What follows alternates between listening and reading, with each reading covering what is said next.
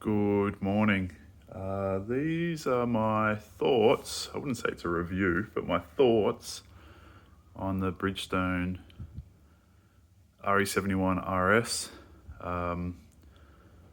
in a 205 50/15 on a 15x8 wheel, which I've been running on my 1997 Honda Civic EK4. Has a B16 engine, usual suspension stuff. Probably a standard, I suppose, club day, sprint day, hill climb type car, kind of where we get to before people start K-swapping and doing all that stuff. Very reliable. I've had it for 9 years. I do a lot of events and have done a lot of events. In terms of tyres, I've run everything from 808Rs, RS3s, RS4s, AO50s, softs and mediums, Dunlop DZ03Gs, Hoosier A7s, NTO1s. What else? I think that covers most of it, all of it, but they're the usual tyres most people use. I moved to this tyre. I actually bought them just as a road tyre, just to drive to and from the track. And then I did a couple of laps on them at our hill climb at Bryant Park and thought, oh, this is a pretty reasonable tyre. Maybe I'll just move to one set of wheels and one tyre so I can drive to and from the track. And, not have to spend $1,600 on a set of AO50s every 10 months or so. Saying that, the first time I drove these on a track, like an actual circuit, was at Winton in September last year. It was probably low 20-ish, 25 degrees, so quite warm for September. I did not enjoy driving these tyres at all. I found they didn't have the outright grip of what, say AO50 or Hoosier A7, which is like God's gift to tyres. Obviously they didn't have the outright grip, and they fell off just as quick as a soft A7 or AO50 did. I think in hindsight that was probably a bit of an issue on my part, because the last time I had the car at Winton, which was probably a year before that, I had aero Hoosiers, and the driving style and the amount of outright grip was completely different. So it probably did take me a little time to get used to how this tyre drove, but now, particularly at the hill climbs, I'm beating my A50 soft or GS lap times, by a tenth or so, but out of a tyre that I can drive to and from the track, I think that's pretty reasonable. I did drive them at East Sale Sprint, which is like a circuit laid out on an airstrip. When was that? 2 weeks ago. And I could do 3 laps in a row at pace, at time attack pace, and they lasted those 3 laps. It was freezing. It was like 14-15 degrees, but I was quite happy with them. And now that I've had these since July last year, they are a bit worn, particularly on the shoulders. Outside shoulder seems to wear quite quickly. But I suppose that's where the grip comes from. And I have seen a few other reviews mention that they do wear quite quickly on the outside shoulder. I don't know how many road kilometres I've done on these, probably 10,000 Ks in the last year, just driving to and from the track. And I was thinking about replacing them, but looking at the where's the tread wear bar? There we go. It's not as bad as, I should measure this, but it's not as bad as what I thought it was. This is a front right tyre. I do rotate them front to rear. I haven't gone left to right yet. A lot of the tracks I run, or the majority of tracks I seem to run, go clockwise. So the left front wears a little bit quicker. But overall, considering the pace and the number of laps and number of road kilometres I've done on these, I think it's pretty reasonable. Obviously inside shoulder wears as well, but I run zero toe, so it hasn't worn as quick as I thought I would. I think the rears are much the same, so I do rotate these front to rear. Someone will ask me what my alignment settings are on this car.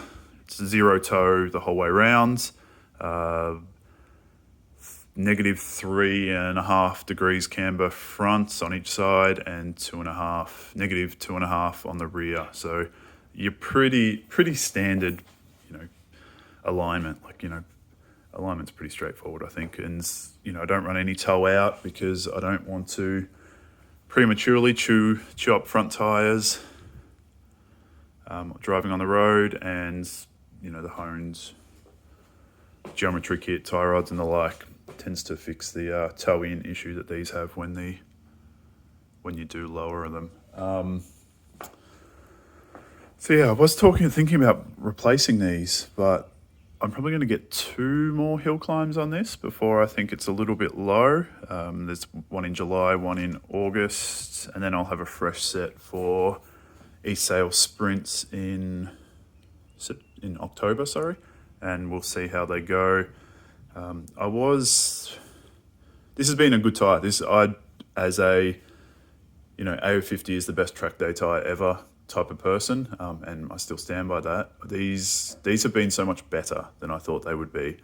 Lots of friends have had AO52s and they seem to fall apart. The UK guys seem to not have an issue, and I think that's to do with the heat.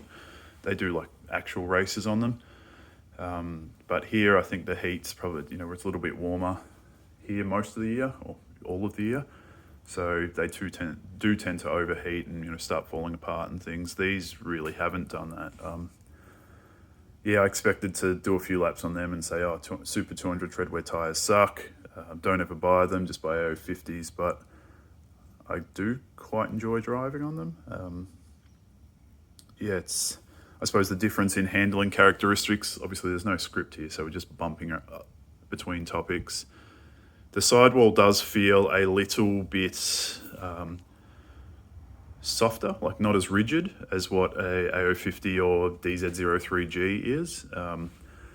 Initially I felt that as a disadvantage, but you learn to, much with anything, you learn to drive the car and to its positives and negatives, and I have no real issues with that anymore. I do aim for about 31 hot for PSI. Obviously don't have pyrometers on those silly things. 31 hot, both front and rear. So, I tend to let them down to, I think at Sale I was going down to about 25 PSI cold. And then that brings it up to about 31 after, a few laps. And, it's on from, as soon as you leave the pits. So I don't think maybe it's not that important to aim for 31. Maybe you could aim for a 32 or 30, depending on how you like the car.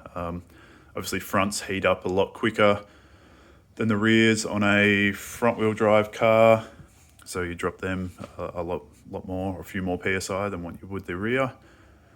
I think I'm going to buy another set, which is, I don't know, I was never going to go AO52s because I don't think they last long enough, just from what I've seen from other people.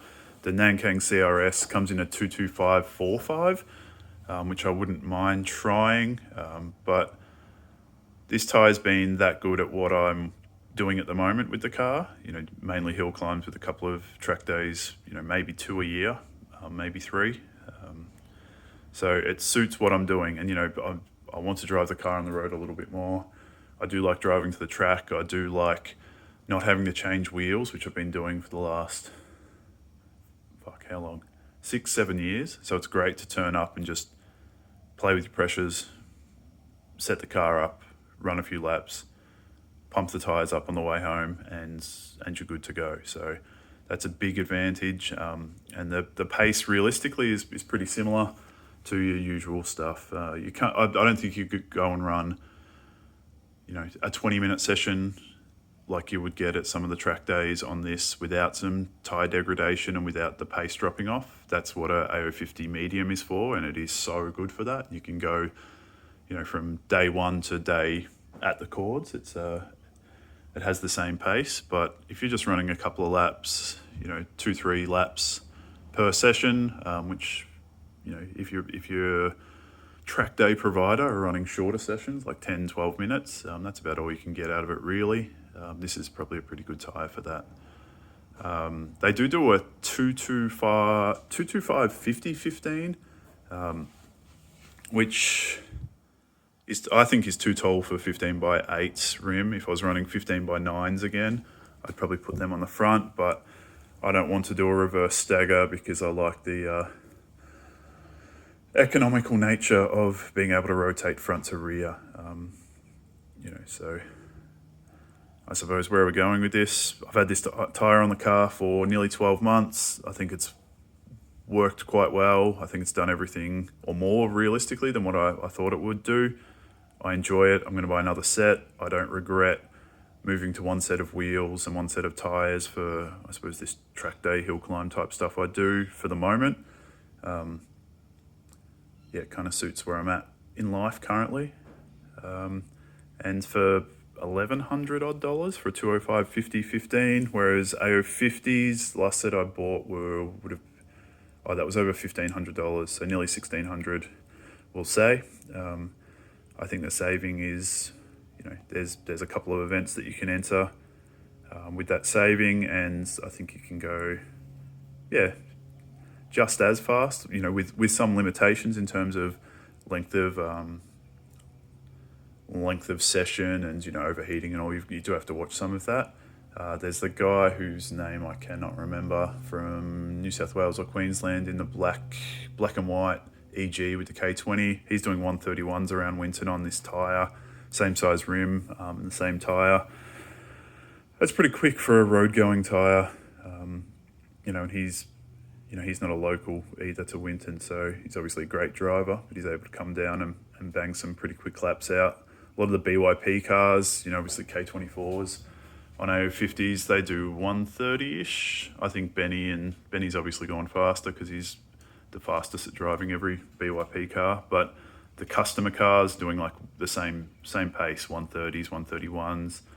There's a couple of people that have dropped under 130, but that's obviously great cars and great drivers, and on an AO50 as well. So I don't know if you'll buy this tyre off this review or this mumbling, but I'm going to buy another set in, I would say, August or so, like I mentioned. That inner shoulder will be worn, and I reckon that's getting pretty close as well. Overall, good tyre. No real issues, and surprisingly I'll buy another set. Thanks for listening to 12 minutes and 53 seconds of me talking about a tyre.